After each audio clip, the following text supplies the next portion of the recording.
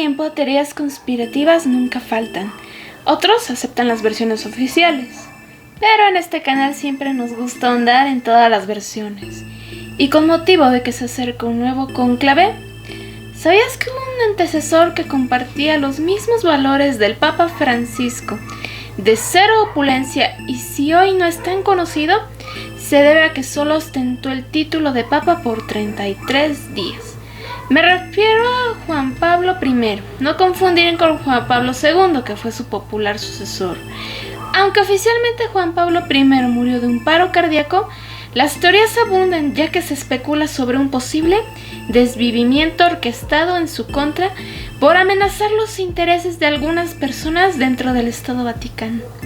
Y si quieres saber todo acerca de esto, antes de que empiece a salir el humo blanco, ponte cómodo mientras yo te cuento toda la historia. Comencemos. Desde su vida privada, pareciera que Albino Luciani, quien después sería el Papa Juan Pablo I, desde niño el halo de la muerte rondaba cerca de su círculo familiar. Un hermano menor de él falleció con tan solo 3 años. Sus otros 3 hermanos mayores, con los que compartía el nombre de Luciani, no lograron verlo llegar a ocupar la silla de San Pedro. Y perdió a su madre cuando él tenía tan solo 10 años. Incluso él, desde su llegada al mundo, libró a la flaca, ya que al nacer tenía el cordón umbilical rodeándole el cuello. Respecto a su persona, al venir de una familia de muy bajos recursos financieros, fue un sacerdote humilde que describen se transportaba de un lado a otro en su bicicleta, tanto para ver enfermos en hospitales o entrevistarse con otras autoridades eclesiásticas. Tanto así que él ni siquiera quería ser nombrado papa, y decía que si era elegido, renunciaría al cargo, cosa que no hizo al sentir la presión en el cónclave, donde fue electo. Fue por este carácter que, viendo el lado positivo a su nuevo cargo, se tenía propuesto hacer una reforma completa en el Vaticano. Específicamente, muchos apuntan a las finanzas turbias con organizaciones de no tan buen ver. El Papa Juan Pablo I asumió el cargo el 26 de agosto de 1978. Tan solo 33 días después, el 29 de septiembre, Sor Margherita Vicenza, religiosa que lo asistía desde hace 20 años atrás, dejó a las 5:45 am en los aposentos del Papa el café que acostumbraba a tomar para comenzar el día. Tiempo después, siguiendo la rutina, Vicenza fue de nuevo para retirar la taza de café, pero la encontró intacta y fría. Llamó a otra de las religiosas que atendía al Papa, Sor Margherita Marín. Juntas llamaron a la puerta y no recibieron respuesta. Así que entraron. Lo que descubrieron después fue fatal. Juan Pablo I estaba recostado, aún en pijama, con unos papeles en su mano. Pensando que aún dormía, intentaron despertarlo, pero era en vano.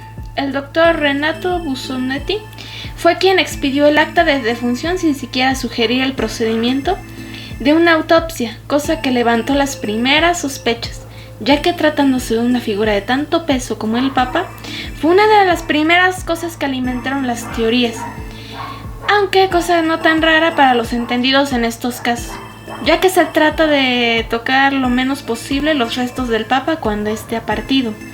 El doctor declaró que todo se había debido a un paro cardíaco que pudo ocurrir entre las 11 de la noche. Un dato adicional es que la última mueca que mostraba el cuerpo era la de una sonrisa, cosa que no parecía encajar en alguien que había sufrido al final el dolor de la punzada de un infarto. Y también algo muy irónico al ser Juan Pablo I conocido como el Papa de la Sonrisa. Para entorpecer aún más las cosas y aumentar la leña en la hoguera de las teorías que vendrían después, el Vaticano decidió cambiar la versión real de las 2 monjas que habían encontrado al Papa, porque para ellos esto de 2 mujeres con acceso al aposento del Santo Padre sería muy mal visto, pese a que ellas lo asistían como sus enfermeras.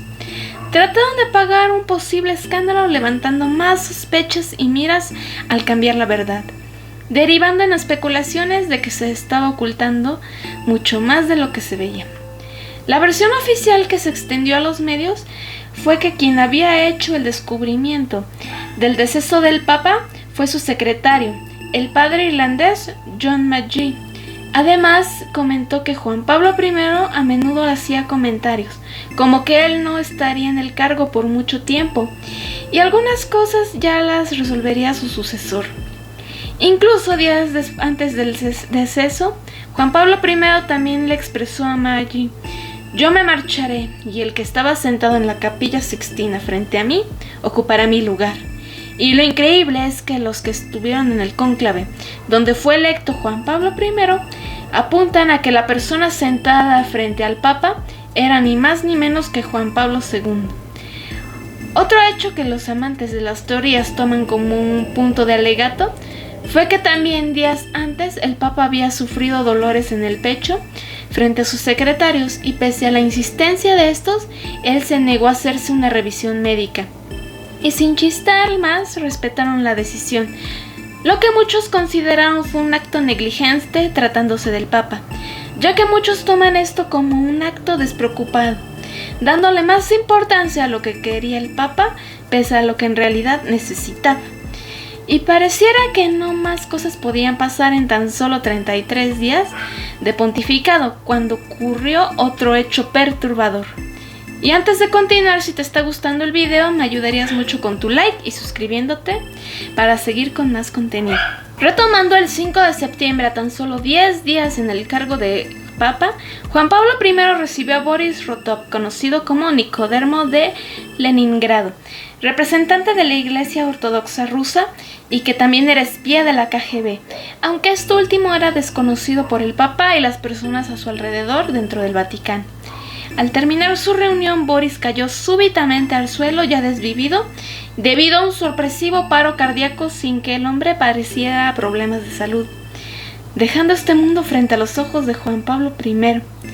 Posteriormente, en años más recientes, específicamente en el año 2019, Anthony Raimondi, antiguo miembro de la mafia italiana, en una entrevista para el New York Post, confesó que él fue el encargado de envenenar el café del Papa por orden de su primo, el cardenal Paul Marcinkus, entonces director del Banco del Vaticano, supuestamente para frenar una investigación de maniobras fraudulentas en las que estaban implicadas varias empresas muy importantes.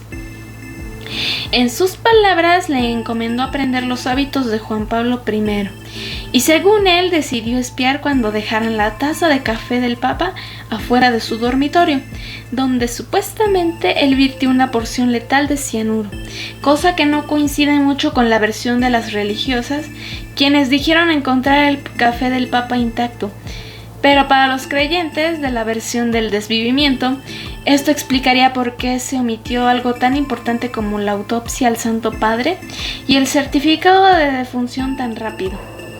También se ha propuesto la teoría de que el desvivimiento del Papa pudo ser orquestado por una logia masónica, al ser amenazados por sus intereses dentro del Vaticano por parte de Juan Pablo I, que se tenía propuesto no darles poder dentro de la Santa Sede. Se acusaba a 121 personas de pertenecer a esta logia, entre los que se encontraban obispos, cardenales y otros altos prelados. A los que fueron señalados con nombres eran John B. Lott, secretario de Estado, Paul Marcinkus y Monseñor Donato de Boris, ambos del Banco de Vaticano. Un dato cierto es que a ellos sí se les pensaba remover de su cargo como una de las medidas que tenía el Papa en su lista.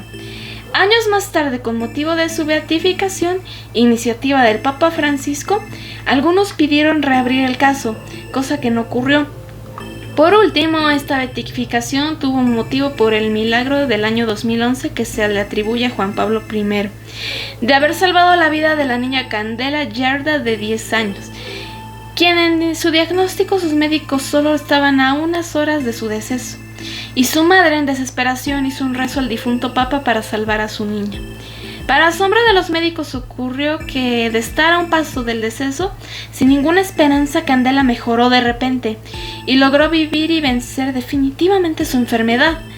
En las investigaciones, consultando a varios doctores que atendieron a Candela, todos afirmaron que no había posibilidades de una recuperación, y al solo estar a unas horas de irse, ya no se había hecho nada más por ella, excepto la acción de la madre de Candela, que rezó Juan Pablo I, conocido como el Papa efímero, pero no el del pontificado más corto.